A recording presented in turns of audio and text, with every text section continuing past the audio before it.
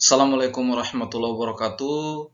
Kali ini kita melanjutkan materi kita tentang gelombang cahaya. Di konten sebelumnya kita sudah membahas tentang pemantulan dan pembiasan atau refleksi dan refraksi ya. Dan di situ juga kita sudah memperkenalkan beberapa istilah. Misalnya ada istilah pemantulan total atau pemantulan sempurna. Kemudian ada sudut kritis, juga ada sudut Brewster. Itu kita sudah bahas di konten sebelumnya. Silakan kalian simak di playlist kelas 11 semester 2 ya. Ini kelas 11 semester 2. Dan di video itu juga, di konten itu juga ya. Iya, di mana di konten sebelumnya kita sudah sempat menyinggung bahwa ada seorang ilmuwan yang menjelaskan fenomena pemantulan dan pembiasan tersebut, yaitu Snell. Ya, Snell mengeluarkan beberapa pernyataan yang dikenal dengan hukum Snell, di mana Snell menjelaskan bahwa sinar datang, sinar pantul, dan sinar bias berada pada satu bidang datar. Ini kita sudah pernah bahas di konten sebelumnya ya, silahkan kalian simak di playlist kelas 11 semester 2 ya.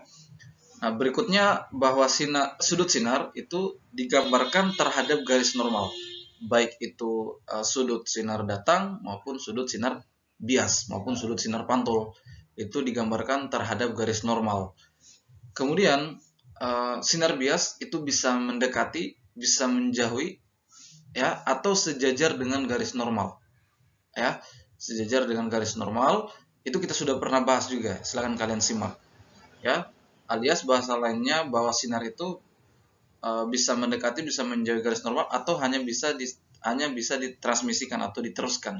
Ya, kita sudah pernah bahas. Ya, sinar itu meskipun melewati dua medium yang berbeda, ya, tapi tidak terjadi peristiwa pembiasan, melainkan sinar hanya ditransmisikan.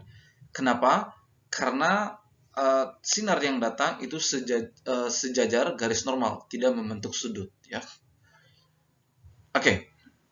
Kemudian ini salah satu pernyataan atau persamaan hukum Snell yang sangat populer ya, bahwa N1 sin theta D sama dengan N2 sin theta B. Indeks bias medium awal, ini adalah sudut sinar datang, kemudian ini indeks bias medium kedua, ya. Dan ini sudut sinar biasnya, ya, sudut sinar yang mengalami pembiasan. Oke, kita akan membuktikan persamaan ini. Nah, kita akan coba membuktikan atau merumuskan secara matematis bagaimana bisa memperoleh persamaan ini. N1 sin theta D sama dengan N2 sin theta B. Ya. Nah, oke. Kita mengambil kasus N2 lebih besar dari N1, di mana indeks bias medium kedua itu lebih besar dari indeks bias medium pertama, maka sinar biasnya akan mendekati garis normal, ya, seperti ini kan. Nah, jadi ini kalau bahasa lainnya adalah sinar datang dari medium yang kurang rapat ke medium yang lebih rapat, ya, ditandai dengan besarnya indeks bias. Oke, kita coba rumuskan.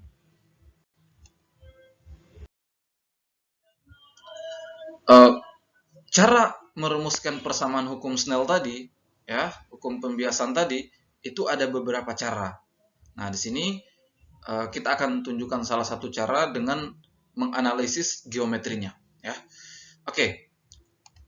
Misalkan ini sinar datangnya, ini garis normal di mana theta D adalah sudut sinar datang ya terhadap garis normal.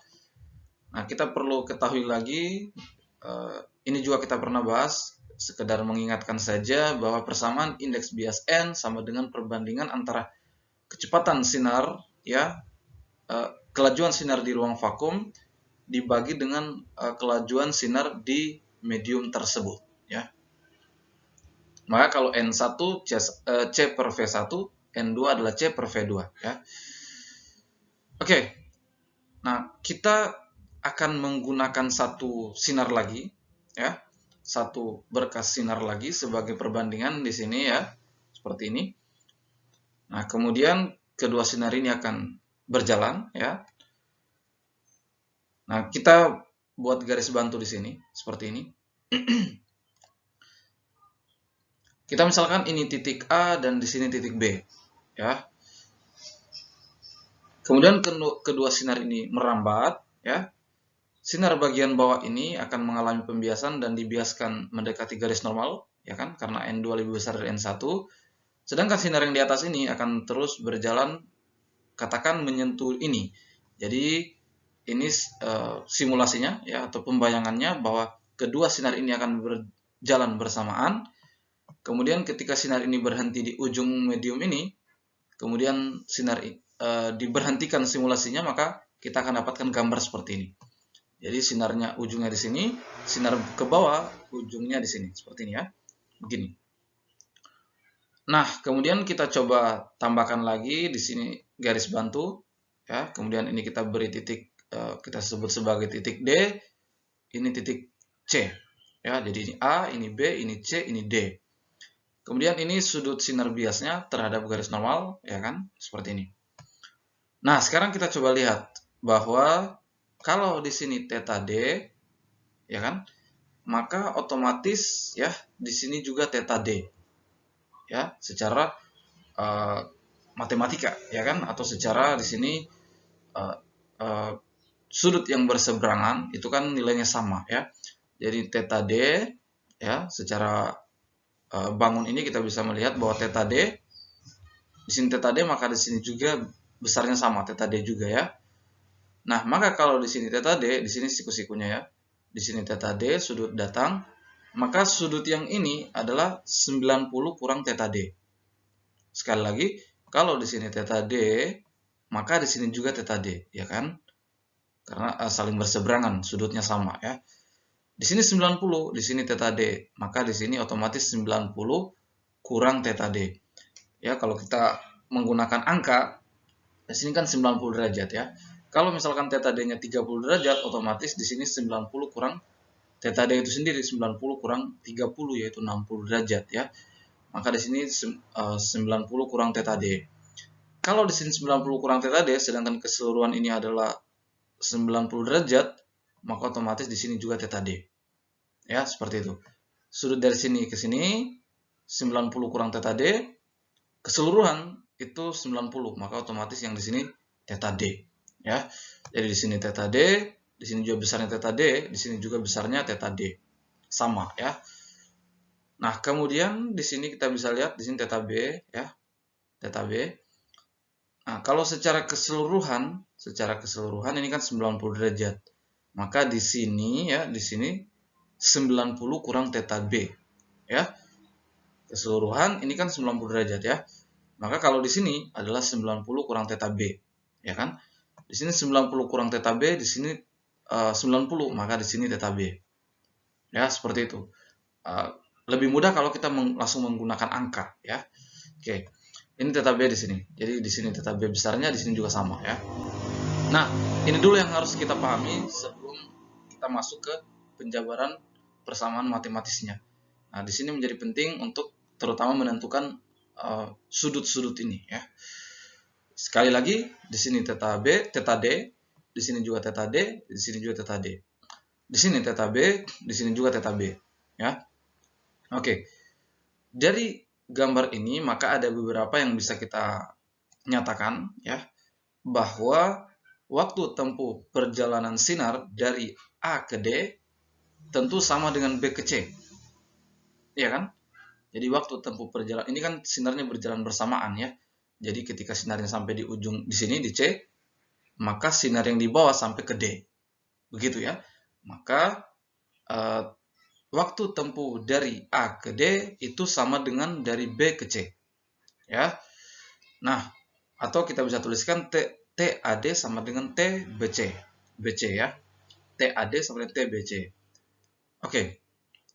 Berikutnya bahwa sin theta D, kalau kita lihat segitiga ABC ini ya, kalau kita perhatikan segitiga ABC, segitiga siku-siku ABC, maka sin theta D sama dengan sisi depan BC ya kan, panjang BC dibagi dengan sisi miring. Sisi miring adalah sisi yang menghubungkan sudut siku-siku, berarti yang ini ya. Jadi sin theta D sama dengan BC per AC, ya kan, dari segitiga ABC ini. Kemudian sin theta B, sudut bias, kita perhatikan segitiga ACD. ACD ini ya. Sin theta B adalah sisi depan, AD dibagi dengan sisi miring yang menghubungkan sudut siku-sikunya di sini, maka sisi miringnya adalah AC. Jadi sin theta B sama dengan AD per AC, ya kan? Sisi depan per sisi miring AC. Seperti itu ya. Nah, kemudian jarak BC ini ketika sinar menempuh jarak BC, kita tahu persamaan dari jarak adalah kelajuan kali waktu tempuhnya. Ya kan? Jarak adalah kelajuan kali waktu tempuhnya. Maka jarak BC sama dengan V, kelajuan sinar di medium itu, karena ini masih medium pertama ya, dari B ke C ini, sinar dari B ke C itu masih di medium pertama, maka kecepatannya adalah kecepatan saat di medium pertama, kita misalkan V1 kali waktu tempuhnya ya. Kelajuannya adalah kelajuan di medium pertama, maka V1. Kemudian jarak dari A ke D untuk sinar di bawah ini ya, sama, yaitu besar kelajuan di situ dikali dengan waktu tempuhnya. Kelajuan di sini adalah kelajuan sinar di medium yang kedua, kita misalkan V2 kali waktu tempuhnya, TAD ya. Nah, dari persamaan ini, sin ini ya, kita dapatkan bahwa AC sama dengan BC kali sin theta D, ya kan? Kemudian AC juga adalah AD per sin theta B. Dari kedua persamaan ini ya, kita buat seperti ini. Kita nyatakan dalam AC. Kedua persamaan ini bisa kita gabung ya kan, atau bisa kita substitusi begitu AC-nya. Kita gabung menjadi seperti ini, ya kan? Jadi AC ini kita gabung di salah satu persamaan, maka menjadi seperti ini, ya kan? Nah, kita ganti atau kita kali silang dulu ya. Kita kali silang supaya kita dapatkan perkalian semua. Maka kalau kita kali silang kan seperti ini ya. Bahwa sin theta D ini kali AD, kemudian sin theta B kali BC. Hasilnya seperti ini. Kita ganti AD-nya adalah ini. V2 kali TAD. Seperti itu. Sedangkan BC-nya adalah V1 kali TBC. Seperti ini. Nah, karena waktu tempuhnya sama, yaitu TAD sama dengan TBC sama ya, maka bisa kita bisa saling membagi, saling menghilangkan jadi satu ya.